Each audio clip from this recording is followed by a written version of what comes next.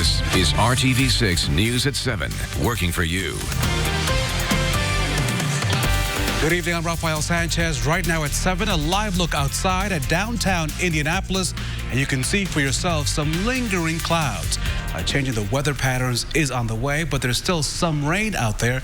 Storm Team 6 Chief Meteorologist Kevin Gregory is tracking what we could expect. Kevin, good evening. And you get some rain and some sunshine, and we get this, a rainbow alert. Mrs. Sanchez took a nice rainbow picture. This is also in Marion County. Jason Scheuer took this on the northwest side, 465 and 71st Street.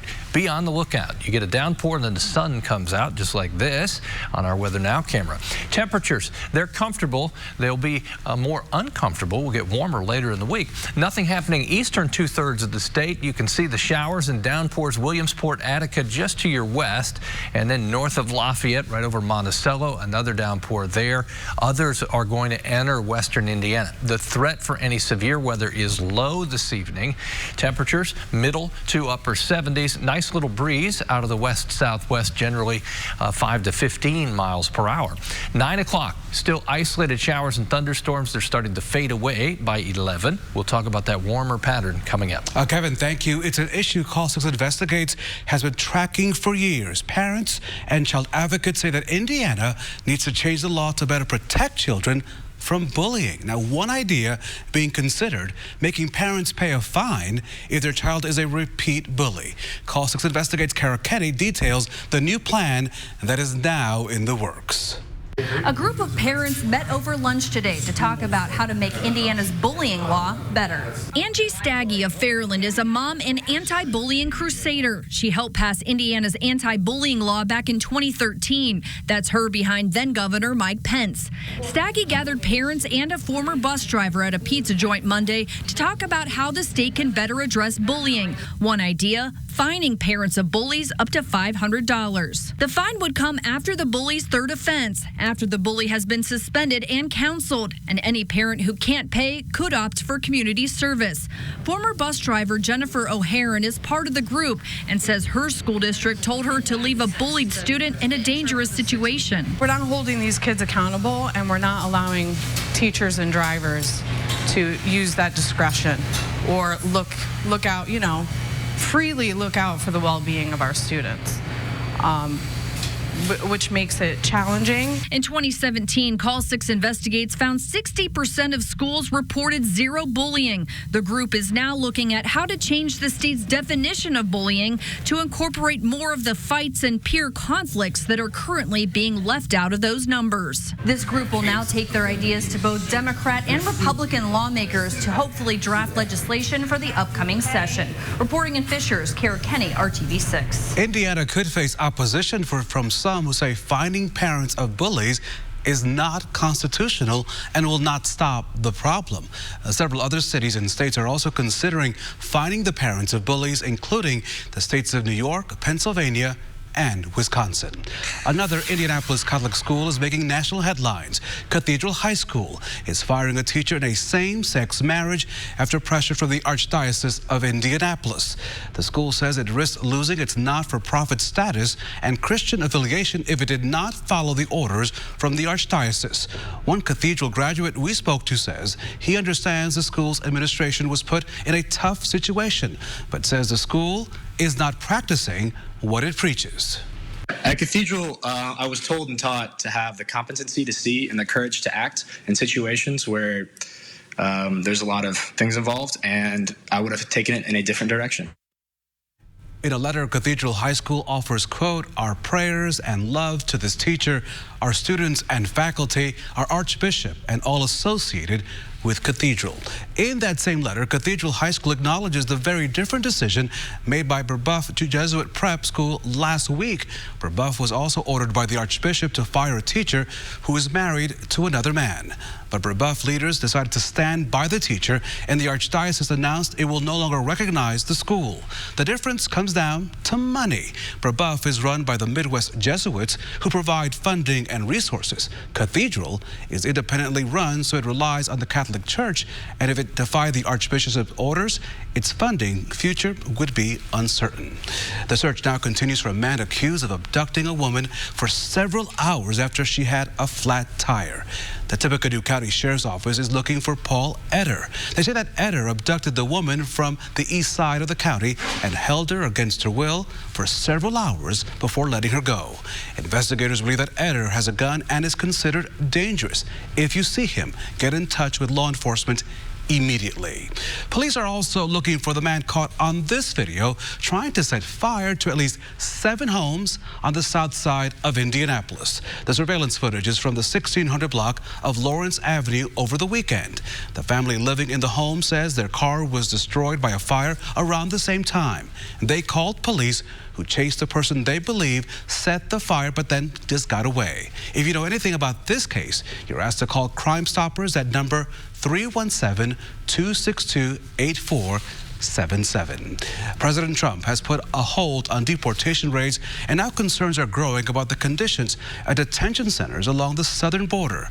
First-hand accounts describe some of those facilities as horrible, deplorable, with infants sleeping on concrete floors and no access to soap. ABC's Rachel Scott has the latest. President Trump putting deportation raids on hold, but not taking them off the table. We need Congress to fix the loopholes and fix asylum. The president gave Democrats and Republicans 2 weeks to find a solution. That decision came after pressure from Democrats and a personal phone call from House Speaker Nancy Pelosi. When I spoke to the president, I said, look, I'm a mom. I have 5 kids. Children are scared.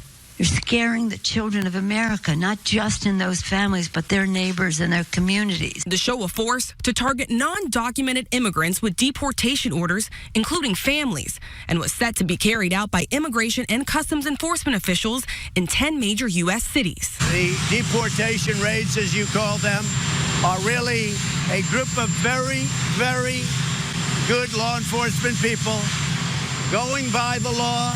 Hours later, the president backed off, punting it to Congress to sort it out. This as President Trump faces growing pressure for what is being described as torture-like conditions inside some immigration detention centers. We are full. We do not have capacity for more of these unaccompanied children who come across the border. With a dramatic increase in the number of people crossing the U.S.-Mexico border and the number being detained, those facilities are now overwhelmed. Pediatrician Dolly Sevier was granted access to the Ursula Detention Facility in McAllen, Texas. She says she witnessed a lack of basic sanitation. The conditions at these facilities are placing them at increased risk for infection, disease, and death. The U.S. government has removed most of the children from a different Border Patrol station in Texas. It follows reports that more than 300 kids were detained there, caring for one another, with inadequate access to food, water, and sanitation. Reporting in Washington, Rachel Scott, ABC News. It's a step meant to take away the sting of your doctor's bill. Today, President Trump signed an executive order which makes health providers and insurers reveal out-of-pocket costs ahead of time. It's meant to take that shock out of not knowing how much a doctor's visit will cost until the bill shows up in the mail. Both hospitals and insurance companies, they're expected to fight to keep those prices secret. Next on the news at 7, the digital defense. The tech giant offering lessons to protect its users, what we can all learn from this latest effort. Kevin? Heads up in Delphi and also Monticello. Some heavy rainfall approaching, also Williamsport and Attica. We'll find other downpours and then a pattern change, which means we'll dry out. Coming up. To work weekdays from 6 to 10 a.m. This is RTV6 News at 7, working for you.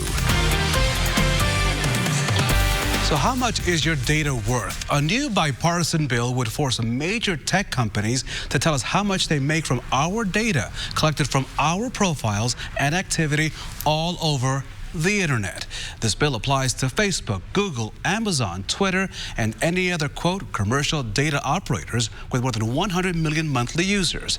And Democratic Senator Mark Warner of Virginia says the bill would increase transparency and could help antitrust regulators determine if those big platforms are hurting competition among other tech companies. Now, Google is teaching kids how to stay safe while navigating the internet. There are lessons that can help us adults as well learn a couple of things. Google just expanded its Be Internet Awesome courses.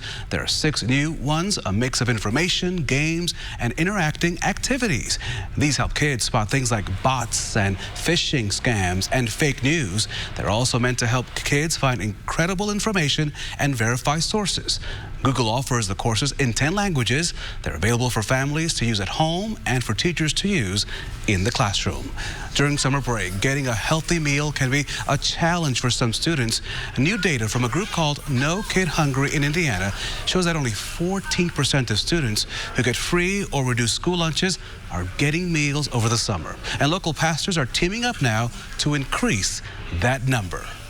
I think my greatest gift from this is when the children come back and say, can I have seconds? And I say, you can have thirds if you want. They're doing good work there. St. Paul AME Church is serving about 250 kids hot lunches every day this summer, reducing the stress on their families. The menu changes every day, and kids are loving it while appreciating the work of all the volunteers. St. Paul AME Church is also asking for backpack donations so they can give out bags to each student that comes for lunch. We have a link on where to find free kids meals and info on how you can help this summer through the story on the RTV6 app, as well as our website, theindychannel.com. South Bend is cleaning up after an EF2 tornado touched down on Sunday. Those are the amazing pictures we received at the newsroom just yesterday. A daycare facility is dealing with major damage. Damage also reported in Mishawaka, and that tornado knocked down trees and power lines. The good news, no one was hurt. In Ohio, emergency officials are reminding people to stay out of the water. Rivers like the Cuyahoga are too high and the current too strong because of the recent rain. There were more than a dozen water rescues over the weekend for those who ignored the warnings. Several people were found clinging to branches in the water. Rescue crews say this has been the busiest month in recent memory. And Kevin Gregory, we have seen a lot of rain throughout the Midwest, and we have not missed on any of those rain chances. Well, the good news is temperatures coming up the rest of the week, rain chances going down. We don't eliminate them altogether, but going down. You remember 2012? It was all about the lack of rain and the fact we hadn't had hardly anything. 0.09, less than 1/10 of an inch in June of 2012. And then look at this month. We're within 1/4 of an inch of joining the top 10 wettest on record. We have just under 7.5 inches now. Everything west of 31 is where we have some isolated showers and thunderstorms. Rolling through Delphi now, just crossed Lake Schaefer, Lake Freeman up toward Monticello. It will move along US 24 toward Logansport. These are non-severe areas of heavier rain. They're on the move, though, so it won't rain in any one spot too long. Williamsport and Attica, that will cross then the Wabash River and move toward Lafayette. Also some heavy rain and more lightning coming in south of Newport and also Montezuma into southern Vermilion County. That will move through Park County right by Rockville as well. Temperatures, upper 70s, almost to the 80-degree mark. That's temperature in Muncie right now. 77s for Indianapolis and also Martinsville. Tonight between 9 and 11 still, remember the sun doesn't set until after 9, isolated downpours, but by 11, those pushing into southeast Indiana, then pulling away, setting the stage for what should be a beautiful day tomorrow. Humidity will be fairly low. Temperatures right about average, maybe a little below average for this time of the year, and partly to mostly sunny skies. There's your 82 or 83 degree high temperature. What changes Wednesday? We'll reintroduce a chance for thunderstorms, just a 30% chance. Temperatures a little warmer, mid-80s, and some spots might be a little warmer than that, pushing 90 to the south. Wednesday at 4, not much. There are some isolated thunderstorms by 7 p.m. Wednesday evening. Then they're gone once the sun sets, and we're set up for a couple of dry days but warm days. We have not hit 90 degrees so far in 2019. We'll give it a good shot. Probably 4 days in a row we'll push that mark. Thursday through Sunday, temperatures in the upper 80s. Overnight lows, they'll be around 70 degrees, and our chance for thunderstorms will be minimal at about 20%. That's what we need. The farmers love to hear warm now. Right. Get that corn going. I'm rooting for the sunshine and the 90s. Can I do that? Sure you can. Thank you, Kevin. Appreciate you. Coming up in our nightly hiring Hoosiers report, from chemists, code writers, the variety of employees a medical device company is looking to have, and the impact it's making on the worldwide health systems. That's our next on the news at 7. Let's do it. Fast foodies know the deal. Hiring Hoosiers, connecting you to jobs, resources, training, and education.